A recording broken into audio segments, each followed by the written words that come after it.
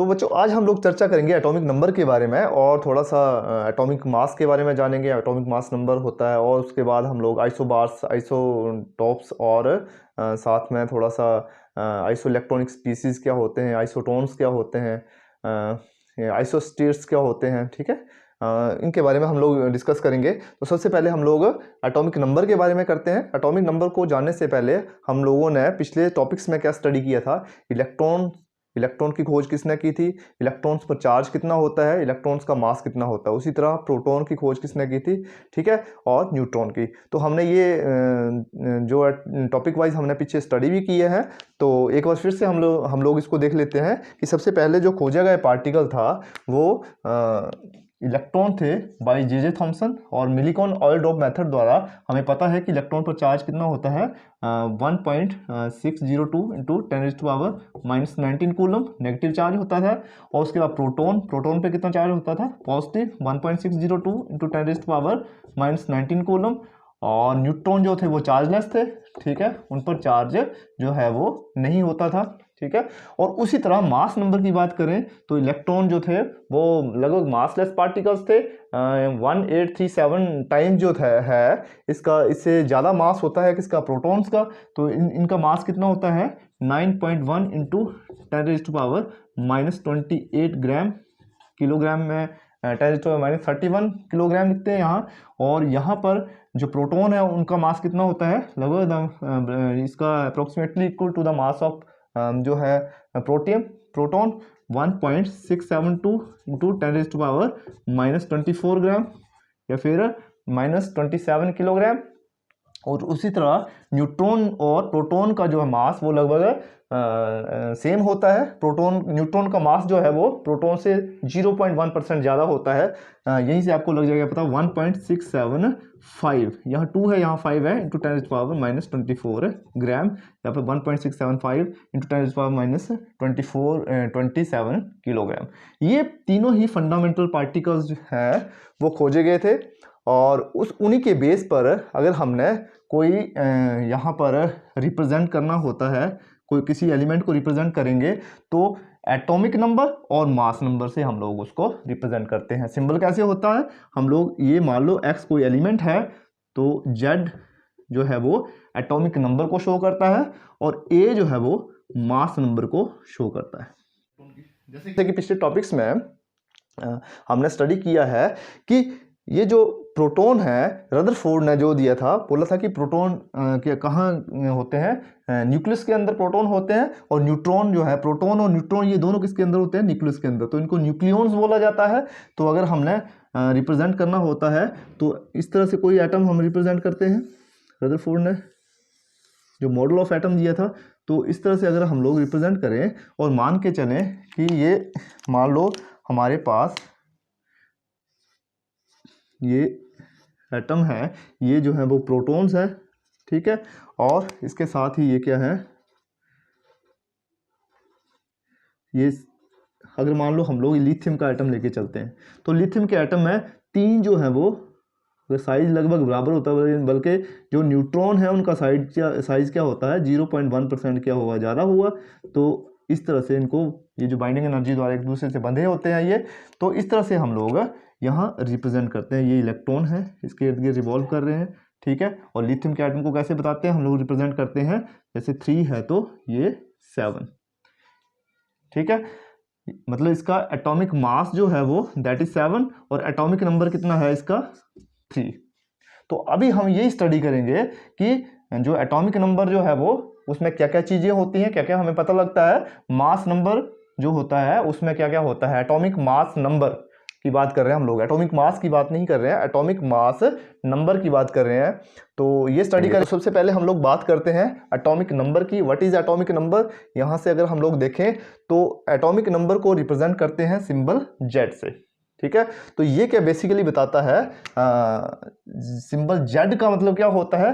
Z जो होता है वो एक जर्मन वर्ड है जिसका मतलब होता है जाल, JAHL, जाल। और उसको अगर हम लोग बोलें इंग्लिश में, जाल जो है उसको बोलते हैं नंबर। तो जो जर्मन है वो क्या बोलते थे, एटम जाल, ठीक है। एटम जाल, जाल इज ए नंबर।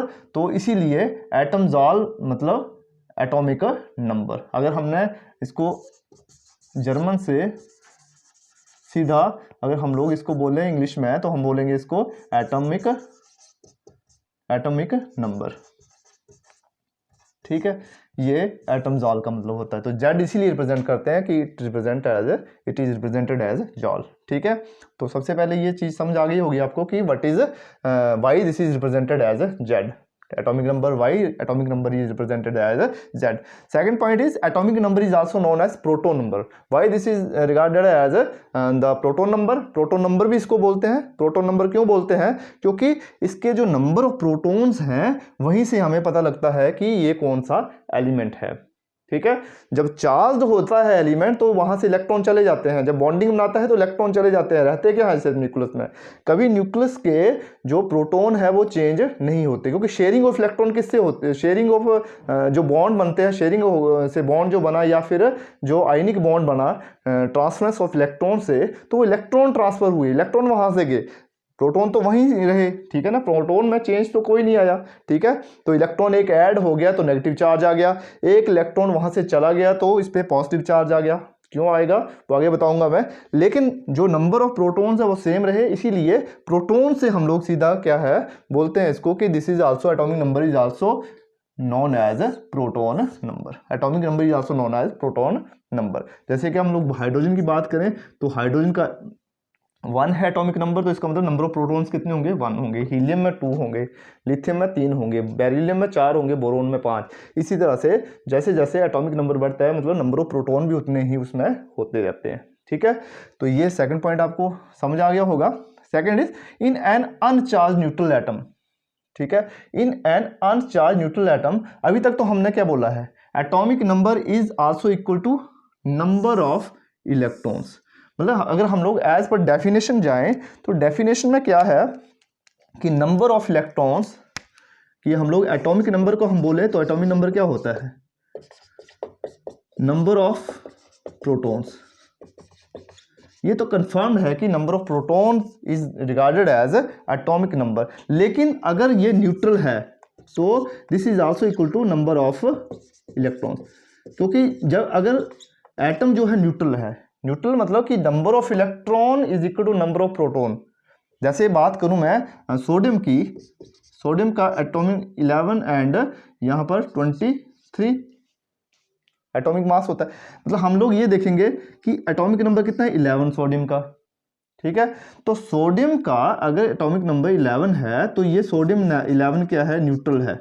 लेकिन मान लो अगर यहां से एक इलेक्ट्रॉन यहाँ से निकल गया, एक इलेक्ट्रॉन यहाँ से चला गया सोडियम के 11 से, तो यहाँ पर प्रोटॉन कितने बचे, प्रोटॉन तो 11 ही हैं, लेकिन इलेक्ट्रॉन कितने हैं, इलेक्ट्रॉन रह गए 10। अब जो 10 प्रोटॉन हैं सोडियम के, वो 10 इलेक्ट्रॉन को न्यूट्रल करेंगे तो एक जो है वो पॉजिटिव है, तो सोडियम क्या हो जाएगा, Na पॉजिटिव हो जाएगा। अब ये चार्ज्ड है, सोडियम पॉजिटिव क्या है, चार्ज्ड है। तो अब हम ये नहीं बोल सकते कि number atomic number is number of proton is equal to number of electron. यहां पर नंबर ऑफ इलेक्ट्रॉन जब ये चार्ज हो गया तो number of proton are not equal to number of electron, तब तो ये डेफिनेशन फिट नहीं बैठती। इसीलिए हम लोग यही ज़्यादा जोर देते हैं कि क्योंकि प्रोटॉन कभी चेंज नहीं होते हैं, इसलिए number of electron, number of proton जो है वो that is regarded as atomic number. वहां पर चार्ज या अनचार्ज की बात नहीं आएगी। चार्ज में भी जो नंबर ऑफ प्रोटॉन सेम होते हैं और अनचार्ज में भी नंबर ऑफ प्रोटॉन जो है वो सेम ही रहेंगे। लेकिन जब हम लोग नंबर ऑफ इलेक्ट्रॉन्स में भी हम लोग अगर डेफिनेशन में बोलें कि नंबर ऑफ इलेक्ट्रॉन्स भी जो है वो एटॉमिक नंबर को शो करते हैं, वो कब करते हैं, जब एटम जो होता है वो न्यूट्रल होता है, ठीक है।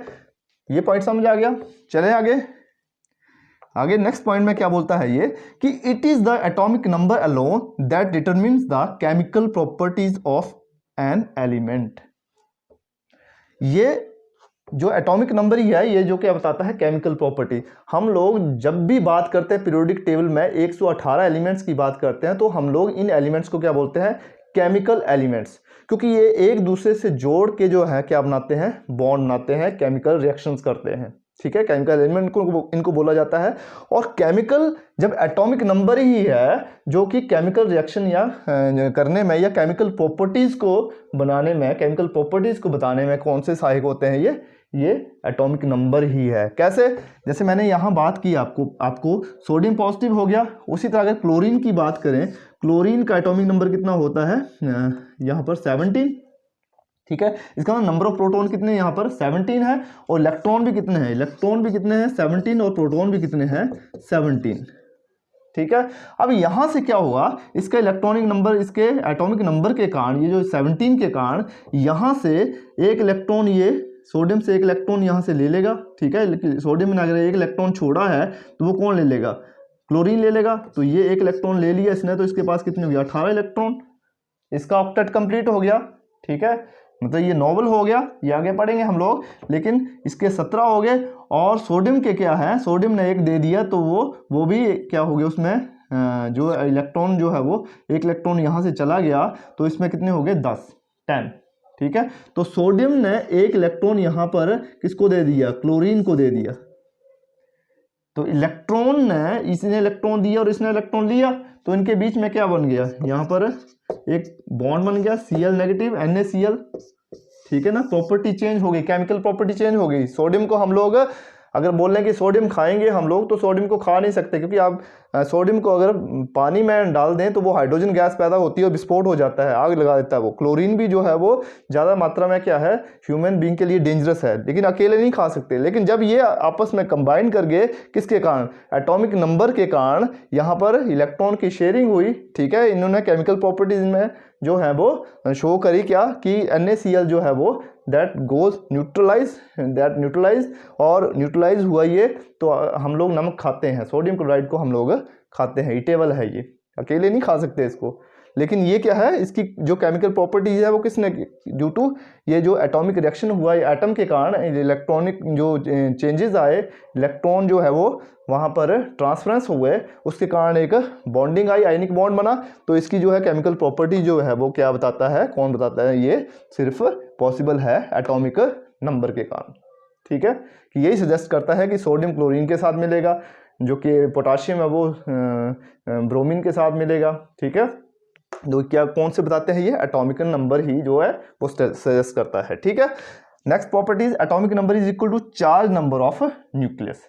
Atomic number is equal to charge, ये कैसे है, हमें पता है कि हमने मिलिकॉन सॉइल ड्रॉप मेथड द्वारा ये पता है हमें कि Q is equal to Ne।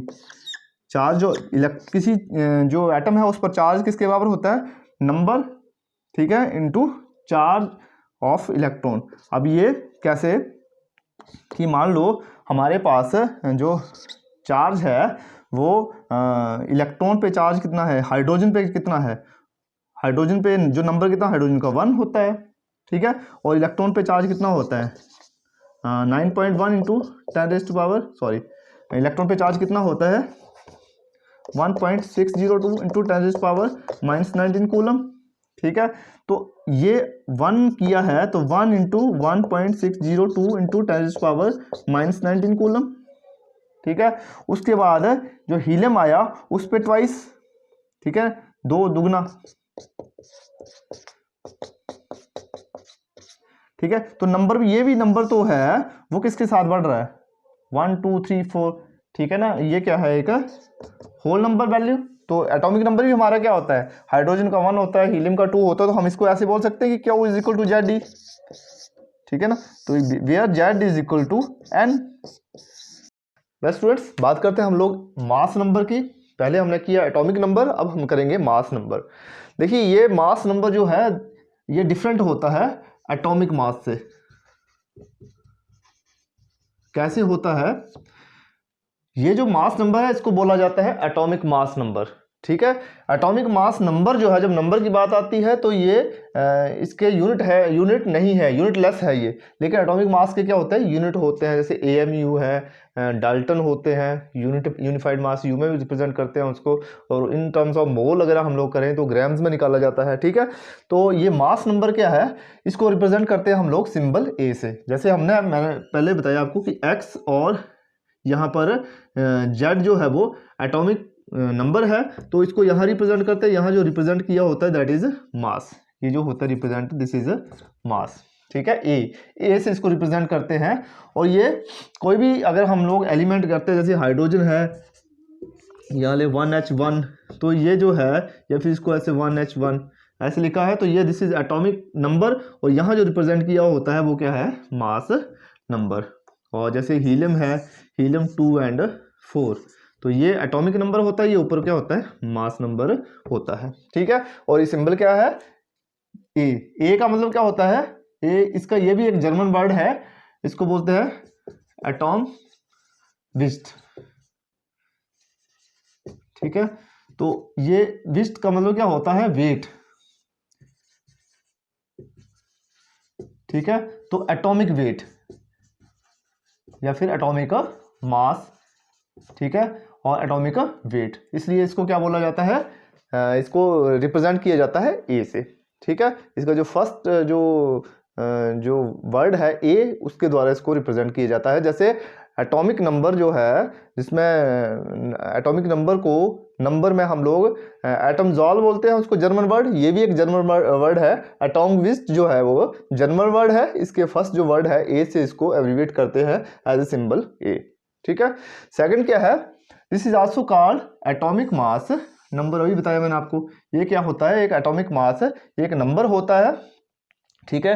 जैसे हम लोग आगे करेंगे कि इसको हम लोग किस तरह से एटॉमिक मास नंबर को हम लोग कैसे याद रखेंगे, अभी मैं ये आपको एक टेक्निक बताऊंगा। पहले ये कर लेते हैं हम लोग कि जो मास नंबर होता है वो क्या होता है। जैसे आप लोग ये बोरोन का एटम देख रहे हैं, यहाँ पर बोरोन के एटम में यहाँ एटॉमिक नंबर बोरोन का होता है 5, और इसका 11 जो है वो आइसोटोप इसको मान के चलते हैं, ये एक होल नंबर वैल्यू होती है, पॉइंट में नहीं, यहाँ हम रिप्रेजेंट करते हैं। अगर हमने आइसोटोपिक वैल्यू लिखनी होती है तो हम लोग इस तरह से लिख सकते हैं, जैसे बोरोन 11 या फिर बोरोन 10, ये आइसोटोपिक वैल्यू है। लेकिन हम यहाँ पर जब रिप्रेजेंट करते हैं, एटॉमिक नंबर जो रिप्रेजेंट करते हैं, ये होल नंबर वैल्यू रिप्रेजेंट करते हैं, 11 12 13 14 ऐसे होगा, पॉइंट में कोई नहीं होगा कि हम लोग यहाँ पर जैसे क्लोरीन है तो क्लोरीन को हम लोग यहाँ 17 है तो 35.5 ऐसे लिख दें, नहीं ऐसे नहीं लिखा जाता। यहाँ के लिखेंगे हम लोग ऐसे रिप्रेजेंट कर सकते हैं कि Cl का जो आइसोटोप है वो 35.5 है, लेकिन यहाँ रिप्रेजेंट करते हैं हम लोग क्लोरीन का 17 और 15 35 होल नंबर वैल्यू रिप्रेजेंट करते हैं, ठीक है। तो it is equal to the sum of number of protons and neutrons. तो जब रदरफोर्ड ने क्या किया, रदरफोर्ड ने जो है अपना मॉडल ऑफ एटम, उन्होंने जब गोल्ड फॉइल एक्सपेरिमेंट किया तो वहां से ये पता लगा था कि वो जो है अल्फा पार्टिकल जो है वो रिबाउंड हो रहे हैं वहां से, ठीक है। तो ये जो कॉम्बिनेशन था वो क्या था, वो किसके कारण था, ये न्यूक्लियन के कारण, इनको न्यूक्लियस के अंदर जो प्रोटॉन है उसके कारण वो डेविएशन हो रही थी। तो बाद में जब जेम्स चैडविक ने न्यूट्रॉन की खोज की तो यहाँ से ये जो टोटल मास था, ये बोला कि टोटल मास जो concentrated in the nucleus of atom है वो किसके कारण है, वो किसके कारण है, that is due to protons and neutrons. तो हम बोल सकते हैं कि ये जो मास होता है this is the combination of atomic mass जो है या एटॉमिक मास नंबर जो ये आता है, this is the combination of protons and neutrons. Proton neutron के कारण होता है, इलेक्ट्रॉन तो बाहर घूमते रहते हैं और मासलेस होते हैं, इनका मास बहुत कम होता है, ठीक है। तो it is equal to the sum of number of protons and neutrons, ठीक है। जैसे बात करें हम लोग अभी यहाँ पर हीलियम की बात कर रहे थे 2 और 4, तो यहाँ पर 4 जो है ये 4, इसका मतलब इसमें क्या है, 2 प्रोटॉन है और 2 ही क्या है, न्यूट्रॉन, ठीक है। अगर यहाँ पर और इसको रिप्रेजेंट करना हो हम लोग कैसे फाइंड आउट करते हैं, इसको कैसे निकालते हैं, एक फार्मूला होता है हमारे पास कि हमने नंबर ऑफ न्यूट्रॉन निकालने होते हैं, या ऐसे बोल सकते हैं हम अगर एटॉमिक मास जेड ए निकालना हो तो हम किसके बराबर होते हैं, number of neutron plus number of protons, ठीक है। और यहाँ से अगर नंबर ऑफ न्यूट्रॉन आपने निकालने हो तो क्या कर दे हम ए माइनस जेड, ठीक है। और इसको बेस्ट निकालने का तरीका क्या है इसका, कि हम लोग अगर ऐसे ए और जेड लिया हुआ है तो हम आपने याद ऐसे रखना कि ए पहले आता है तो ये बड़ा है और जेड लास्ट में आता है तो छोटा है, ठीक है। तो ए बड़े में से छोटा ही माइनस करते हैं ना, ए माइनस जेड, ठीक है। तो आप नंबर यहाँ से नंबर ऑफ न्यूट्रॉन आसानी से निकाल सकते हैं, जब ऐसे दिया हो तो आप कर सकते हैं, यहाँ से ये माइनस कर दिए तो नंबर ऑफ न्यूट्रॉन आ गए, बड़े में यहाँ से बड़े में से छोटा माइनस कर दिए तो नंबर ऑफ न्यूट्रॉन्स आ गए, ठीक है। लेकिन अब ए और जेड में यहाँ पर कई बार याद नहीं रहता है, तो जेड जो है वो ए जो है दैट इज एटॉमिक मास, मास ज़्यादा होता है, ए पहले आता है और नंबर जो है वो बाद में आता है, ठीक है। तो इस तरह से आप लोग नंबर ऑफ न्यूट्रॉन आसानी से निकाल सकते हैं। अब ये पॉइंट नंबर जो है वो नेक्स्ट पॉइंट है कि its value is approximately equal to the atomic mass या आइसोटॉपिक मास। ये जो रिप्रेजेंट किया है this is the isotopic mass, ठीक है ना। एवरेज एटॉमिक मास या फिर आइसोटॉपिक मास है, जितने भी आइसोटॉप्स हैं, स्टेबल आइसोटॉप्स हैं, उसके मास का जो एक एवरेज वैल्यू ली है वो है ये आप जो देख रहे हैं, ठीक है, एवरेज वैल्यू है। तो अगर हम लोग एक्चुअल मास नंबर देखें तो जो हम लोग नंबर ऑफ प्रोटॉन्स पर न्यूट्रॉन्स का सम देखें तो हम लोग कितना हाइड्रोजन का कितना लेके चलते हैं, ये ऑलमोस्ट ये 1 है, ठीक है। और हीलियम का कितना है 4.002 है, लेकिन हम लोग हीलियम का कितना लेते हैं 4, और यहाँ पर अगर यहाँ 2 लिखते तो यहाँ पर कितना था 4, यहाँ पर लिथियम का 3 है, तो ऑलमोस्ट 3 + 1 दैट इज 6 + 1 7, ये 6.99 है, तो अप्रोक्स 7। तो ये वैल्यू जो है ऑलमोस्ट क्या है अप्रोक्सीमेटली सेम आ रही है, डेसिमल में है, तो अगर होल नंबर वैल्यू में लेनी हो तो ऑलमोस्ट ये क्या आती है सेम। 4 है तो यहाँ पर 9, ठीक है।